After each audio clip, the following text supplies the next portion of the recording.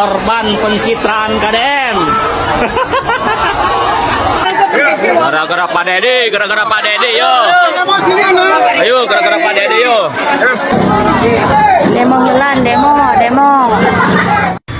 Saya sangat paham masalah ini, bahwa berdasarkan data yang dimiliki dari pengajuan desa di wilayah terdampak penutupan tambang, warga yang terdampak penutupan tambang, yang data yang sudah masuk sebanyak 9.000. Dari 9.000, 3.000 sudah dibayarkan. 6.000-nya akan kami bayarkan. Tetapi kemudian masuk lagi data susulan sebanyak 9.000 orang, sehingga alokasi yang disiapkan kami hanya menyelapkan alokasi tadinya untuk 9.000. Tapi karena ada data lagi 9.000, maka kami menunda pembayarannya atas permintaan seluruh jajaran di wilayah tersebut. Karena kalau dibagikan sebagian-sebagian takut memicu keributan.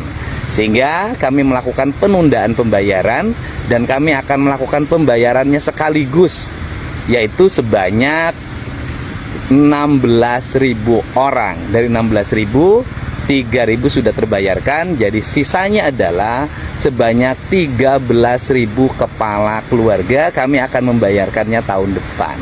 Saya ucapkan terima kasih, mohon maaf atas kekurangan kami. Semoga kita semua dalam keadaan sehat walafiat.